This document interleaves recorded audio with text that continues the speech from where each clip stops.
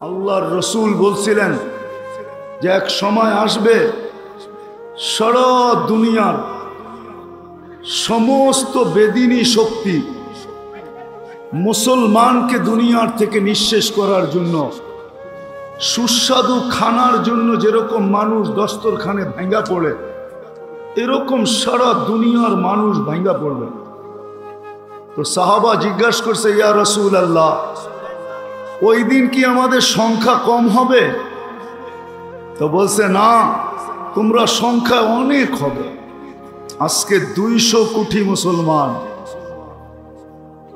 কিন্তু আজকে যতটুকু মুসলমান নির্যাতিত, আজকে যতটুকু মুসলমান নিষ্পেষিত, আজকে মুসলমান যতটুকু ঘৃণিত, আজকে মুসলমান যতটুকু ধিক্কিত, আজকে মুসলমান যতটুকু অবহেলিত, আজকে মুসলমান যতটুকু লাঞ্ছিত, 50-60 বছর আগে 200 কোটি ছিল না।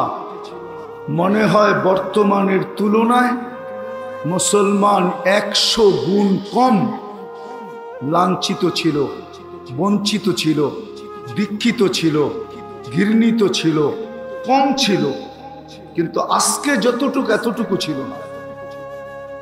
আমি কি বুঝাইতে পারতেছি? খোদার ওয়াস্তে আওয়াজ করেন না। যে যেই অবস্থায় আছে দাঁড়ায় থাকেন, অসুবিধা কি? কেন আওয়াজ করতেছেন আপনারা? দিনই কথা, কিন্তু এত বড় মজমা আসছে, যদি কিছু না নিয়ে যাইতে পারে দিলের খোরাক, তাহলে এই মজমা তো হবে একটা, মনে করেন, প্রদর্শনী। যেমন আমাদের জীবনটা, মুসলমানের জীবনটাই এখন প্রদর্শনী হয়ে গেছে। বাস্তবতা বলতে কিছু নাই। আমি নিয়ে যাইতেছি আপনাদেরকে ওই দিকেই, অল্প সময়ের ভিতরে নিয়ে যাব। পায়ে হাত রাখি, আওয়াজ করেন না, বিলকুল চুপ হয়ে যান। কেউ দাঁড়ায় আছে, দাঁড়ায় থাকুক। সে যদি দাঁড়ায় শুনতে পারে, আপনার সমস্যা কি? আপনি দেখতে কষ্ট হয়, এটাই তো বলবেন। আজকে একটু মাইনা নেন যে দেখলাম না, এতটুকু কি মানা যায় না? এই জন্য আওয়াজ করতে হবে। আওয়াজ বন্ধ হয়ে গেলেই লাউড স্পিকারের আওয়াজ সবার কাছে পৌঁছবে। এতগুলা লোক যদি আওয়াজ করে, তো লাউড স্পিকার কি করবে বলেন? আপনারা চিল্লানি শুরু করেন, দেখেন লাউড স্পিকার হাওয়া, ওর চিৎকার কোনো কাজে দিবে না। তো যেটা বুঝাইতেছিলাম, যে আজকে যতটুকু মুসলমান নির্যাতিত, নিষ্পেষিত, দীক্ষিত, ঘৃণিত, অবহেলিত, রব্বে কাবার কসম, হাত্তাকে যেই আল্লাহ আমাদেরকে মুসলমানের ঘরে সৎ ইচ্ছায় অস্তিত্ব দিলেন, আজকে ওই মুসলমান পর্যন্ত ভাবে যে আমি মুসলমানের ঘরে জন্ম নিলাম কেন? কি ভাবে না? অস্বীকার করতে পারবেন? ও নিজে পর্যন্ত বলে, আমি কেন মুসলমানের ঘরে জন্ম নিলাম? আমাকে কেন মুসলমানের ঘরে জন্ম দিল? যে আল্লাহ সদিচ্ছায় মুসলমানের ঘরে অস্তিত্ব দিয়েছেন। সত্য এটাই, আপনি আজকে ভাবতে পারেন যে ইসলামের মূল্যবোধ আপনার কাছেও নাই, যাকে আল্লাহ মুসলমানের ঘরে সৎ ইচ্ছায় অস্তিত্ব দিলেন। মাইয়ুরিদিল্লাহু আইয়াহদিয়াহু ইয়াশরাহ সাদরাহু লিল ইসলাম। যে আল্লাহ ইসলামের জন্য আপনাকে নির্বাচিত করলো, ইলেকশনে না সিলেকশনে, আল্লাহর কুদরতি হাত দিয়া নির্বাচিত করলো। ওই মুসলমানের যুবক ভাবে, যুবক, যুবতী ভাবে, নারী ভাবে, পুরুষ ভাবে, শিক্ষিত ভাবে, অশিক্ষিত ভাবে, যে আমাকে আল্লাহ মুসলমানের ঘরে অস্তিত্ব দিল কেন? যদি এটা না ভাবত, তাইলে সৃষ্টির সেরা ধর্ম, ইন্নাদ-দীন ইনদাল্লাহিল ইসলাম, ইসলাম একমাত্র মনোনীত ধর্ম, তাইলে ও বিজাতির এশকে পড়ল তো পড়ল কেন? বিজাতির মতো পোশাক কেন? চাল কেন? চলন কেন? উঠা কেন? বসা কেন? শোয়া কেন? ঘুমানো কেন? খাওয়া কেন? গোসল কেন? কাপড় কেন? চুপড় কেন? বিয়া কেন? শাদী কেন? প্রত্যেকটা জিনিস বিদাতির স্টাইলে আমরা অভ্যস্ত। নাইলে 14 তারিখ কি মুসলমানের কালচার? মুসলমানের কালচার তো হইল 365 দিন তুমি যাকে ভালোবাসো তাকে 365 দিন তুমি ফুল দিবে। বিজাতির তরিকা হইল 364 দিন জুতা মারবা, একদিন শুধু একটা ফুল নিয়ে দিয়া বলবা ইউ আর মাই হানি, তুমি আমার মধু। এটা তো বিজাতির তরিকা ছিল না। বিজাতির তরিকা তো হলো বৎসরে একদিন। কয়দিন? আর মুসলমানের তরিকা 365 দিন। মানুষকে ভালোবাসবে 365 দিন। বিজাতির মুসলমানের উচিত তো ছিল যে 31st নাইট যেদিন আসবে ওই দিন সারা দুনিয়ার মুসলমান মসজিদে আল্লাহর কাছে সেজদায় পড়া দোয়া করতে থাকবে, আল্লাহ সামনের যেই বৎসরটা আসতেছে 12টা 1 মিনিটে আল্লাহ ওইটা যেন মঙ্গল নিয়ে আসে, অমঙ্গল না নিয়ে আসে। এই দোয়ার ভিতরে 31st নাইটকে স্বাগত জানাবে। মুসলমানের রীতি তো এটা ছিল না যে প্রত্যেকটা বাড়ির ছাদকে 31st নাইটের প্রত্যেকটা বাড়ির ছাদকে 31st নাইটকে বিজাতির মতো স্বাগত জানানোর জন্য স্টেজ বানায় ফেলবে। এটা কি ছিল? বিজাতিও তো এতটুকু করে না। আমি তো 31st নাইট আমেরিকাতে দেখছি, এত তো করে না যত বাংলাদেশে করে। আমি তো 14 তারিখও আমেরিকাতে দেখছি, এত ফুল তো কেউ কিনে না যত ফুল বাংলাদেশে কিনে। ওরা তো বেশির থেকে বেশি একটু দেখা হলো, গালে গাল লাগাইলো আর একটা মুচকি হাসি দিয়া কইল ইউ আর মাই হানি, বাস এতটুকুই শেষ। মনে হয় গাজীপুরের মানুষ আমাকে নতুন করে বুঝাইতে চাইতেছে, ঠিক না? দুনিয়া ঘুরা তো দেখা ফেললাম। আমরা তো অতিরঞ্জিত। কেন কেন মুসলমান আজকে এত নির্যাতিত? কেন এত রক্ত ঝরতেছে? আবাবিল শুধু আকাশে কেন ঘুরা বেড়াইতেছে? ওর পাঞ্জা এখনো তো আছে, ওর অস্তিত্ব তো এখনো আছে, ওই পাথরগুলো তো এখনো আছে যেগুলো হাতিয়ালার উপরে বর্ষিত হয়েছিল, যাদেরকে পাউডার বানায় দিছিলেন। ওই আবাবিল এখন আকাশে ঘোরে কেন? ওকে কি এই জন্য অস্তিত্ব যে আকাশে ঘুরা বেড়াবে? আমার বিবেক তো বলে আবাবিল এই জন্য অস্তিত্ব না।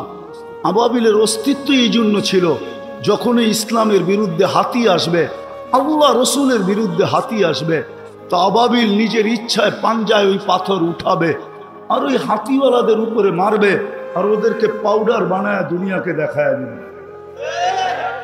আবাবিল তো মনে হয় এই জন্য ছিল। মশা তো এই জন্য ছিল না যে গাজীপুরের মানুষকে কাটতে থাকবে আর ডেঙ্গুর সিরিয়াল হাসপাতালে লাগতে থাকবে। আমার তো বিশ্বাস মশা এই জন্য তৈরি হয় না। মশা তো তৈরি হয়েছিল এই জন্য, নমরুদ যখনই দুনিয়াতে অস্তিত্ব নিবে আর খোদাই দাবি করে বাহির হবে যে আমি অল ইন অল, তখনই মশা তার কাজ দেখাবে। নমরুদি বাহিনীকে যেরকম মাটির সাথে নিঃশেষ করতে মিশায়া দিছে, নমরুদকে 400 বছর জুতার বাড়ি খাইতে বাধ্য করছে। দুনিয়ার ইতিহাসে একটাই মশা পাওয়া যায় যার বয়স ছিল 400 বছর, যেটা নমরুদের নাকে ঢুকছিল, তাও ল্যাংরা। আমাদের দিত ভালো, ল্যাংরা না। হাসার বিষয় না, বাবার বিষয়। আমি বাবাইতে চাইতেছি আপনাদেরকে, বিশেষ করে যুবক সমাজকে পায়ে হাত দিয়া বাবাইতে চাইতেছি, গাজীপুরের মানুষকে বাবাইতে চাইতেছি, চিন্তায় বাধ্য করতে চাইতেছি। দিলের ভিতর থেকে বলতেছি, দিলের ভিতর থেকে। আমি বক্তা না। আমার আগে মিজানুর রহমান সাইদ সাহেব পড়ে গেছেন, বাংলাদেশের গ্র্যান্ড মুফতি। ওনার পরে আর কথা বলার সুযোগ নাই। বসছি যখন, তাইলে দুটা কথা বলেই যাই। লম্বা হবে না, ধ্যান দিয়া শুনলে আশা করি বুঝে আসতে পারে। মশা তো এই জন্য তৈরি করছিলেন আল্লাহ, যে নমরুদি বাহিনী যখনই দুনিয়াতে আসবে তাকে নিঃশেষ করার জন্য। চিৎকারের ফেরেশতা তো এই জন্য তৈরি করেন নাই যে ও জীবনে একবার চিৎকার দিবে আর নাকে তেল দিয়ে ঘুমাবে। চিৎকারের ফেরেশতা তো এই জন্য তৈরি করছিলেন যখনই মানুষ প্রযুক্তিতে মাতাল হয়ে যাবে, মাতাল। আজকে যেরকম আমরা প্রযুক্তিতে মাতাল, তখনই চিৎকারের ফেরেশতা চিৎকার দিয়ে সবার আকলকে ঠিকানায় আনবে। এই জন্য চিৎকারের ফেরেশতা ছিল। আমি তো চোখে দেখা বলতেছি, কওমে সালেহকে ধ্বংস করছে ওই গ্রাম আমি দেখে আসছি, ওই শহর আমার দেখা আছে, এই দুই চোখে দেখা আছে, ওই বাড়িঘর আমার দেখা আছে। যারা পাহাড় খচিত করে বাড়ি বানাইতো, বলতো জমিন তো পেশাব পায়খানার জন্য, চাষাবাদের জন্য, এটা থেকে বাস করার জন্য নাকি? ওরা পাহাড়ে বাস করতো, পাহাড়ে এখনো রাখা আছে। অ্যাড্রেস নিয়ে যান আমার থেকে। বাতাসের ফেরেশতা তো আল্লাহ এই জন্যই তৈরি করছিলেন যে যখন এই দুনিয়াতে আল্লাহ আল্লাহ রসুলের বিরুদ্ধে কেউ মান আসাদ্দু মিন্না কুওয়া সুপার পাওয়ার বইলা দাঁড়াবে, ওকে খেজুর গাছের মতো ধরাশায়ী করার জন্যই বাতাসের ফেরেশতা তৈরি। 120 ফিট লম্বা ছিল কমে আদ, মাথার ডাচা খুলি আমার এই দুই চোখে দেখা আছে, এই দুই চোখে এখনো রাখা আছে। যান আপনারা দেখা আসেন। আমার কাছে কিতাবি এলেম নাই, চোখে দেখা এলেম আছে। আমি দেখা আসছি, আপনারও দেখা আসেন। 6 ফিটের মানুষ একটা এইদিকে দাঁড়াবে, একটা এইদিকে দাঁড়াবে, দুইজন দুইজনকে পরিপূর্ণ দেখবে না ওই মাথার খুলির উপর দিয়া। এত বড় মাথার খুলি। বাতাসের ফেরেশতা তো এই জন্য বানাইছিলেন। পানি তো এই জন্য বানায় না যে প্রতি বছর আসবে আর বাংলাদেশকে ডুবায় থুয়ে চলে যাবে। পানি তো বানাইছিলেন আল্লাহ, যারা এগ্রিকালচারের নিশায় মাতাল হয়ে যাবে, আল্লাহ আল্লাহ রসুল থেকে দূরে সরা যাবে, পানি ওদেরকে জমিনের সাথে মিশায়া দিবে। এই জন্যই তো পানি বানাইছিলেন। নাইলে 600 কিলোমিটারের ড্যাম কওমে সাবার, যে এগ্রিকালচারের প্রশংসা আল্লাহ নিজে করেন, জান্নাতানি আন ইয়ামিন ওয়া জান্নাতানি আন শিমাল বালদাতুন তাইয়্যিবাতুন রব্বুন গফুর। আমি 4 বার গেছি ওইখানে, 4 বার। পানি তো ওদের জন্য তৈরি করছেন। আজকে কারণ কি? কারণ বলেই আমি শেষ করতেছি। কারণ কি আজকে? কেন মুসলমান এত লাঞ্ছিত, মুসলমান এত দীক্ষিত? বলার আগে আরেকটাও বলি, কোন সাজে আমরা সাজি নাই? বিজাতির কোন সাজটা বাকি আছে যেই সাজে আজকে মুসলমান সাজে নাই? কোন সাজ বাকি আছে? কয়েকজন হুজুরের কথা। হুজুর কয়জন পার্সেন্টেজে বাংলাদেশে? কয়জন? হুজুরের কথা বাদ দেন, তাবলীগালা দিনদার কয়জন? 1% না বাংলাদেশে। হুজুর কয়জন দুনিয়াতে? বাকি 99%ই তো আমরা ওদের সাজে সেজে গেলাম। ওদের মতো বিয়া, ওদের মতো শাদি, ওদের মতো খাওয়া, ওদের মতো 3 কোয়ার্টার, ওদের মতো হাফ কোয়ার্টার, ওদের মতো টি শার্ট, ওদের মতো জিন্সের প্যান্ট, ওদের মতো টাই, ওদের মতো চেহারা। সকাল হইতে দেরি, শেভ করতে দেরি করি না। সব রঙিন তো ওদের রঙে রঙলাম, কিন্তু তারপরও তো ওরা আমাদেরকে বুকে নেয় না, পিঠেই রাখে। আর কবে নিবে আপনাকে বুকে? মুসলমানও আমি নিয়ে যেতেছি জায়গায়, রব্বে কাবার কসম, যাকে আল্লাহ মুসলমানের ঘরে সদ ইচ্ছায় অস্তিত্ব দিচ্ছেন, সর্বশ্রেষ্ঠ নবীর উম্মত হিসাবে যাকে আল্লাহ নির্বাচিত করছেন, রব্বে কাবার কসম, যতই আমরা ওদের রঙে রঙ্গি না কেন, আমি দুনিয়া ঘুরা বলতেছি, ঘুরা। এই পোশাকেই তো দুনিয়া ঘুরি। একটা তো এটা তো হয় নাই। রব আলহামদুলিল্লাহ সুম্মা আলহামদুলিল্লাহ, 99টা হয়ে গেছে। দোয়া করেন যেন সেঞ্চুরিও পুরা হয়। আমি তো ঘুরা বলতেছি, তোমরা আমাদেরকে মিডিয়া দিয়ে কি বুঝাবে? গুগল দিয়ে তোমরা আমাকে কি বুঝাবে? আমি তো চষতে চষতে চোখের পাওয়ার নষ্ট করে ফেলছি, পায়ের জুতা ক্ষয় করে ফেলছি। এই জন্য ভিতর থেকে বলতেছি, যতই আমরা রঙিন হই না কেন, রব্বে কাবার কসম, আল্লাহ বলে লা ইয়ানজুরু ইলা সুয়ারিকুম ওয়ালা ইলা আজসামিকুম। সারা দুনিয়ার বিজাতীয় বলে লা ইয়ানজুরু ইলা সুয়ারিকুম, আমরা তোমাদের রূপরেখার দিকে দেখি না, আমরা দেখি তোমাদের, এটাকে কি বলে, আমরা দেখি তোমাদের, আরে সফটওয়্যার দেখি আমরা, সফটওয়্যার। আমরা তোমাদের সফটওয়্যারে যা দেখি কে কে ধর্মের জায়গায় ইসলাম লেখা আসছো, আমরা এটা দেখি। আমরা তোমাদের এই রূপরেখা দেখি না, যে তুমি আমার মতো শেভ করলে কিনা, আমি ফিলিস্তিনের বিরুদ্ধে যাইতেছি না। বসনিয়া আপনারা দেখেন নাই, গণহত্যা বসনিয়ায় হয়েছে, বসনিয়া আপনারা চোখে দেখেন নাই। আমি ফিলিস্তিনের বিরুদ্ধে যেতেছি না। ফিলিস্তিন আপনারা দেখেন নাই, আমি চোখে দেখছি। আপনারা দেখেন নাই, মিডিয়ায় দেখছেন ফিলিস্তিন, চোখে দেখেন নাই ফিলিস্তিন। আজকে মুসলমান কেন নির্যাতিত? রব্বে কাবার কসম, মুসলমান আজ যদি মুসলমান 3টা কাজ না করলো, আজকে যদি এই মজলিস থেকে যদি আমরা 3টা জিনিসের আপনি আর আমরা প্রতিবাদ করতেছি, আমি প্রতিবাদের বিরুদ্ধে না, গাজাওয়ালারা প্রতিরোধ করতেছে, ঠিক না? সত্য তো? আরে বলেন না, হা না না। আর আমরা কি করতেছি? কি করতেছি? এই মজমায় কয়জন আছে যেদিন থেকে গাজায় হামলা শুরু হয়েছে যে আমি ডেলি 2 রাকাত নফল নামাজ সালাতুল হাজাত গাজা আলাদের জন্য পড়ছি, আর সেজদায় যায় আল্লাহর সামনে চোখের পানি জড়ায় বলছি, মালিক তুই জানিস আমি কোথায় আছি, তুই জানিস আমার ক্ষমতা কতটুকু আছে, আমি ওদের সঙ্গ কতটুকু দিতে পারবো।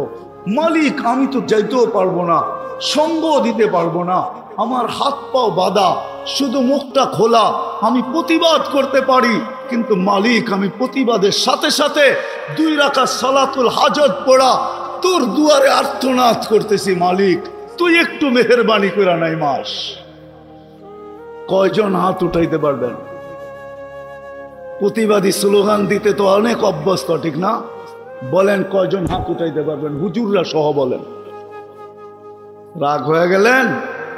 হ্যাঁ, পায়ে হাত রাখি রাগ হইলে। রাগ হয়ে গেলেন? উচিত ছিল আমাদের ওই দিন থেকে, রাত্রটা যখন হয় তখন গাজাওয়ালাদের ঘুম হারাম হয়ে যায়, হারাম। একই তো শরীর ছিল, আল্লাহর রসুল তো বলছে এক শরীরের মতো মুসলমান। শরীরের যেই কোনো অঙ্গে ব্যথা হইলে সারাটা শরীর কাতরাইতে থাকে।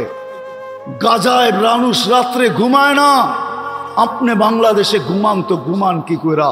আজ 15 রাত্রেই যদি বাংলাদেশের 12 কোটি মুসলমান আল্লাহর কাছে সেজদায় পড়া কাঁদতে থাকতো, হতে পারতো কারো সেজদা আরো সে যায় হিট করতো, হিট, কারো সেজদা আরো সে যায় হিট করতো, আরো সেই বলতো আমার এখানে হিট করে কে? আল্লাহ বলতো গাজার জন্য করতেছে। হতে পারতো আরো সে বলতো মালিক তাইলে তাকান না। একজনও তো হাত উঠাইতে পারলেন না। আরেকটা বলবো না তাই সেটাও পারবেন না। উচিত ছিল আমাদের ডেলি 2 রাকাত নফল পড়া, সালাতুল হাজত পড়া। শুধু প্রতিবাদী আমরা বিশ্বাসী, ঠিক না? বাস্তব বললেই আমরা ভালো না, ঠিক না? অনেকে আমাদের বিরুদ্ধে লেখে ওনারা ভালো না। দিলে আসলো এই জন্য বলতেছি। কি উচিত ছিল না ছিল না? বলেন কি বলে? ওয়াস্তাঈনু বিসসবরি ওয়াসসালাহ, কোরআনের হুকুম না, হুকুম না? হ্যাঁ, উচিত ছিল। কে কে আজকের থেকে পড়বেন? হাত উঠান। হ্যাঁ, ওয়াদা পাক্কা? আল্লাহ কবুল করুক নামা।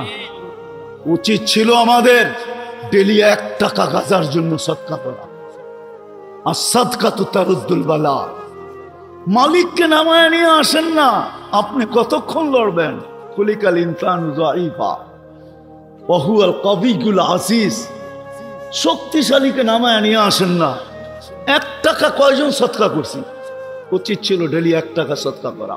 নিয়ত করেন 1 টাকা ডেলি গাজার নামে সদকা করেন, যে আল্লাহ গাজার মুসলমানদের জন্য, ফিলিস্তিনের মুসলমানদের জন্য, সারা দুনিয়ার মুসলমানের জন্য 1 টাকা সদকা করলাম। রব্বে কাবার কসম, হতে পারে আপনার সদকা এতটুকু পাওয়ারফুল হবে যে এইখান থেকে উঠবে আর ইসরায়েলে যে অ্যাটম বোম হয়ে পড়বে। বিশ্বাস হয় না? না, মনে হয় না। কেন? ইতিহাস পড়ি না তো কোত্থেকে হবে? ইতিহাস যদি পড়তাম তাহলে বুঝতে পারতাম যে হ্যাঁ, কারো না কারো সদকা এরকম পাওয়ারফুল হইতে পারে যে এইখান থেকে উঠবে, 1 টাকা উঠবে আর গাজায় যে অ্যাটম বোম হয়ে পড়বে।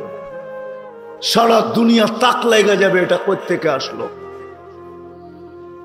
কোন দেশের মানুষ কেস করছে 2020-এ করোনার বিরুদ্ধে? কে কেস করছে? হ্যাঁ করছে মনে হয়, হইতে পারে, মাঝে মাঝে মিডিয়ায় দেখি। আকল ছাড়া মানুষ, ঠিক না? নাম বললাম না, মাঝে মাঝে দেখি গরমের বিরুদ্ধে কেস করে। হ্যাঁ, ওরে নিয়ে গেলে মনে হয় পাপনাও রাখবো না, কইবো আমাদের এখানে রুগীর একটা কোয়ালিটি আছে, এটা কোয়ালিটি ছাড়া রুগী, এটা চলবো না আমাদের, ঠিক না? ঠিক না? করোনার বিরুদ্ধে কে কেস করছে? তো যেটা বলতেছিলাম মেরে দোস্ত, এতক্ষণ পরে ঠিক জায়গায় এসে যেটা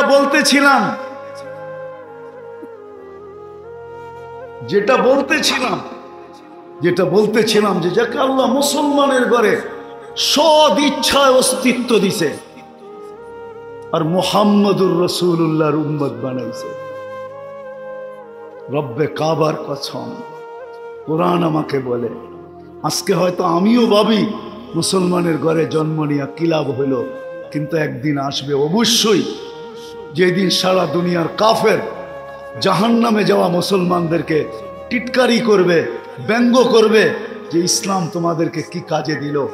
ওই দিন আল্লাহর রহমত যখন জোশে উঠবে আর আল্লাহ জিবরিল আলাইহিস সালামকে বলবে আখরিজ, যে সারা জীবন ধর্মের জায়গায় মুসলমান লিখতে লিখতে কবরে চলে আসছে, জীবনে কিছু থাকার না থাক ওকেও বাহির কর।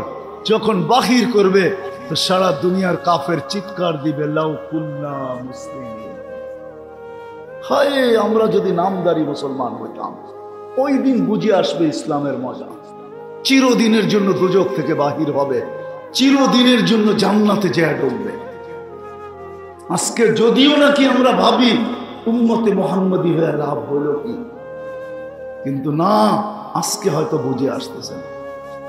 যদিও আল্লাহ বুঝানোর মতো নিদর্শন দিছেন যে দুনিয়া উম্মতে মুহাম্মদী, সবার মাথায় তাজ পরায়া দিছি একটা, সেটা হলো ওয়ালাকাদ কাররামনা বনি আদম, মানুষ সৃষ্টির ভিতরে সেরা। উম্মতে মুহাম্মদী তোর মাথায় তাজ পরাইছি দুইটা, কুনতুম খায়রা উম্মাহ, এটা দ্বিতীয় তাজ। প্রথম তাজ তো হলো ওয়ালাকাদ কাররামনা বনি আদম, মানুষ সৃষ্টির সেরা। দ্বিতীয় তাজ হলো কুনতুম খায়রা উম্মাহ, এটা হলো দ্বিতীয় তাজ আমাদের মাথায় পড়ানো। যদিও উম্মত হওয়ার কারণে দুইবার আল্লাহর কুদরতি হাত লাগছে আমাদের গায়ে, একবার জন্মলগ্নে, একবার বাছাই করবে হুয়াজতাবাকুম, আল্লাহ আমাদেরকে বাছাই।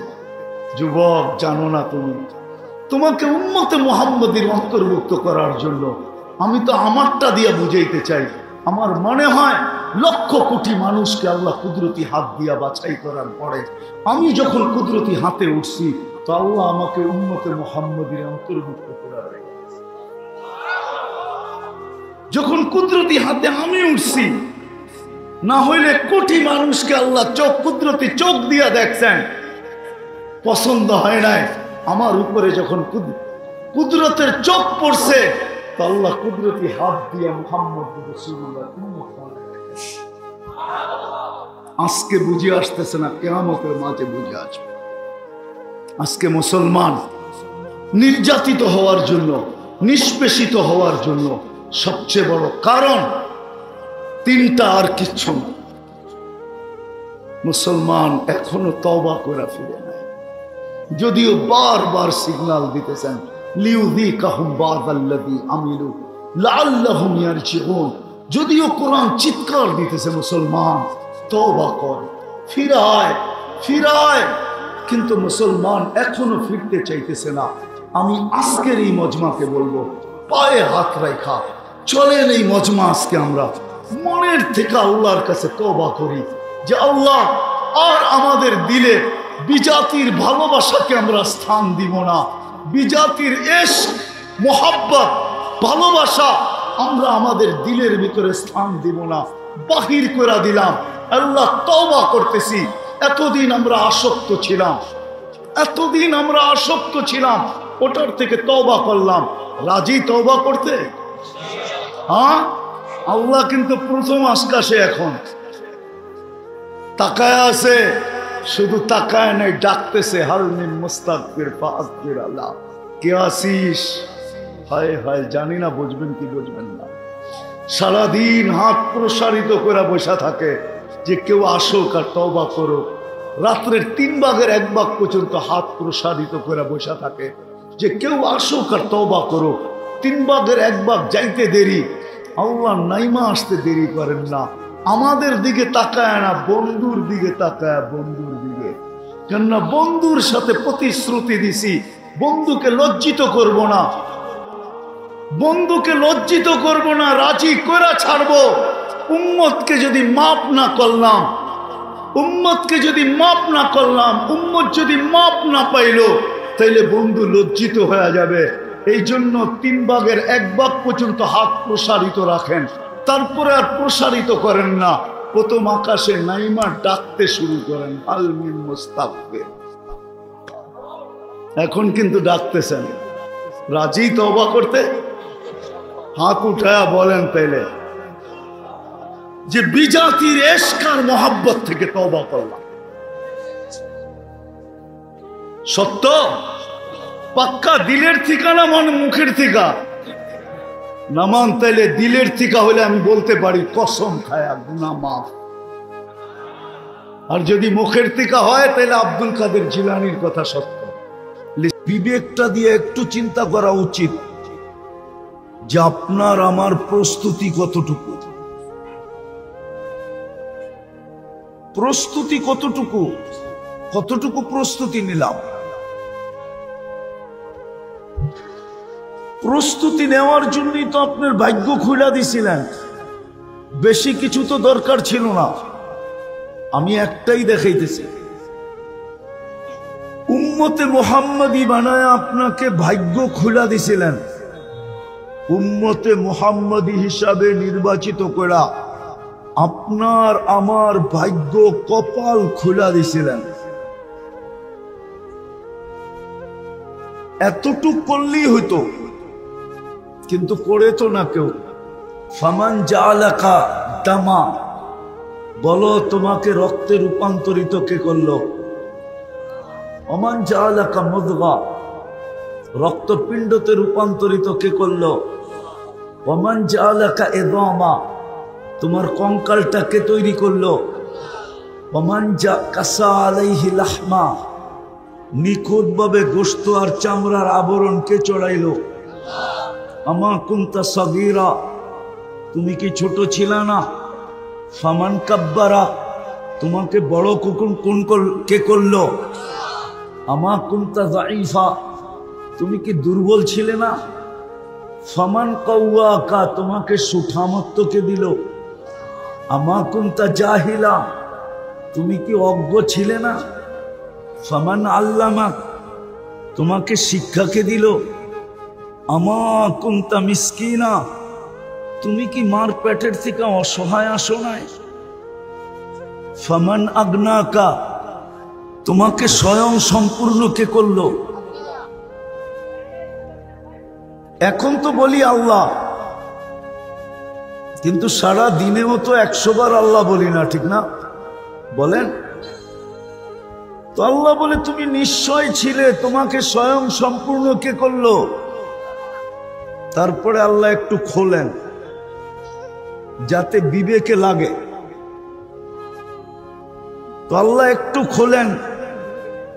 তো আল্লাহ বলে ফালা লাকা সিন্নুন তাক্তা, আজকে তো দাঁত দিয়া খুব কাটো, যেই দিন আসছিলে ওই দিন দাঁত তো ছিল না। ওয়ালা লাকা উযুনুন তাসমা, কান তো ছিল কিন্তু শ্রবণ শক্তির কার্যকারিতা তো ছিল না। ওয়ালা লাকা আইনুন তানদুর, চক্ষু তো ছিল কিন্তু দৃষ্টি শক্তির কার্যকারিতা তো ছিল না। ওয়ালা লাকা আকলুন তুমাইয়িজ, মগজ তো ছিল, ভালো মন্দ তো তুমি বুঝতে না। ওয়ালা লাকা ইয়াদুন তাবতিশ, হাত তো ছিল কিন্তু ধরার ক্ষমতা তো ছিল না। ওয়ালা লাকা রিজলুন তামশি, পাও তো ছিল কিন্তু চলার ক্ষমতা তো ছিল না। আমা কুনতা কাযালিক, আল্লাহ জিজ্ঞাসা করে তুই কি এরকম ছিলি না? আজকে তো বাপ নিয়ে চলিস, ঠিক না? বাপ বোঝেন? বাপ, আরে মনে হয় বাপ বোঝেন না, ঠিক না? কি বাপ বললাম? বাপ আরেকটা শব্দ বললে হয়তো একটু খারাপ লাগতে পারে, এই জন্য শব্দের চেঞ্জ করলাম। নাইলে ডাইরেক্ট বলা যায় আল্লাহ বলে তুই তো অহংকার নিয়ে চলস। আসলেই তো সত্য, আমরা তো অহংকার নিয়েই চলি, ঠিক না? কি বলেন? আল্লাহ বলে এইখানেই তো শেষ না,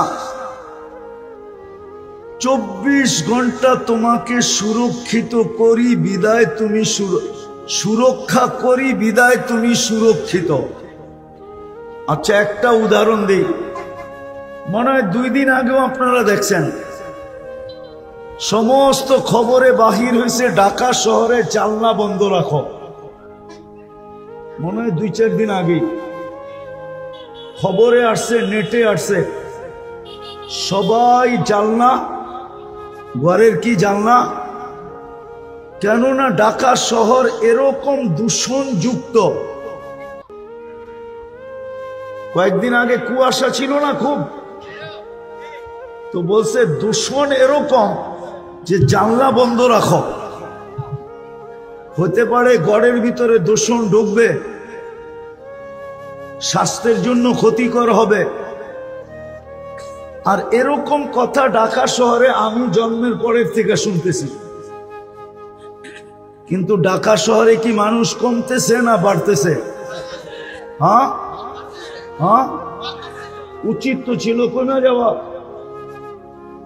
যখন দূষণযুক্ত, তো কোন দিন সকালে উঠে শুনবেন যে অক্সিজেন পচে গেছে। টানতে দেরি, মরতে দেরি হবে না, ঠিক না?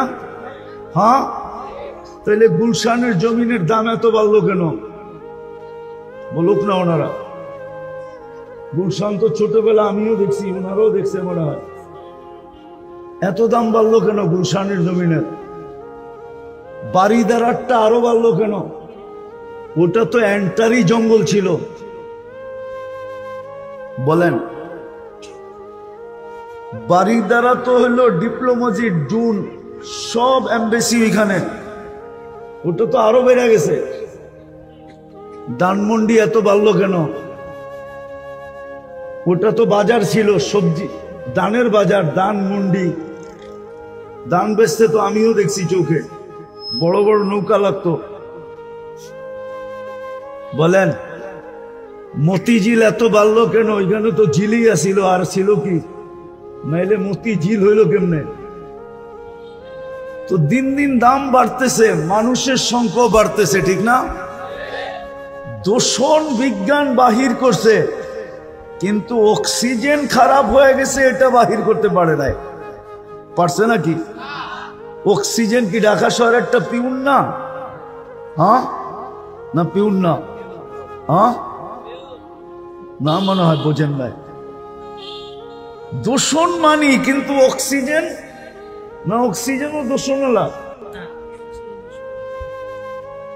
ওনারাই স্বীকার করতেছে অক্সিজেন দূষণালা হইলে মানুষ বাঁচবে। তাইলে এই অক্সিজেন পিউর রাখলো কে? হ্যাঁ, আল্লাহ বলে 24 ঘন্টা তোকে সুরক্ষা দেই আমি।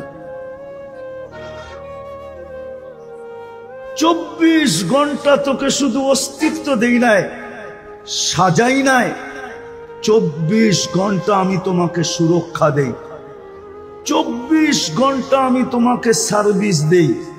উইদাউট পে, একটাও নেই না তোমার থেকে, 1 টাকাও নেই না, কোনো কিচ্ছু তোমার কাছ থেকে নেই না, বিনা পয়সায় তোমাকে সার্ভিস দেয়া যাইতেছি।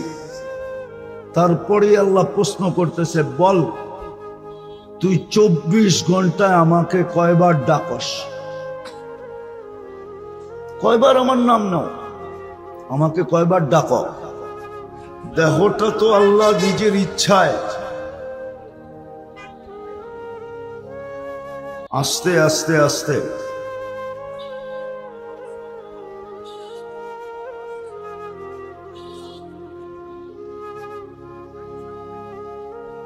সাউন্ড তো আমার কান ফাটতেছে, আপনাদেরটা কি ফাটে না?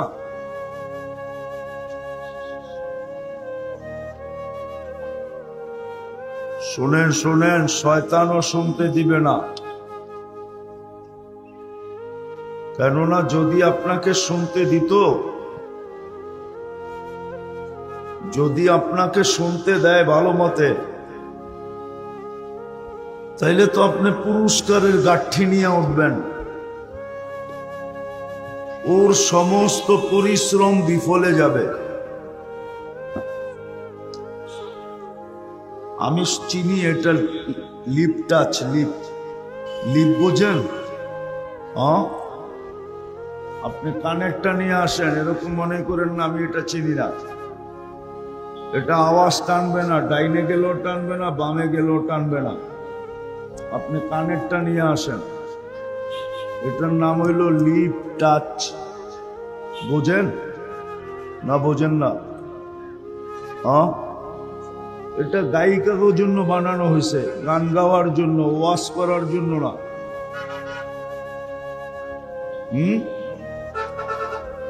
না মনে করছেন আমি সদরঘাটের থেকে চলে আইছি?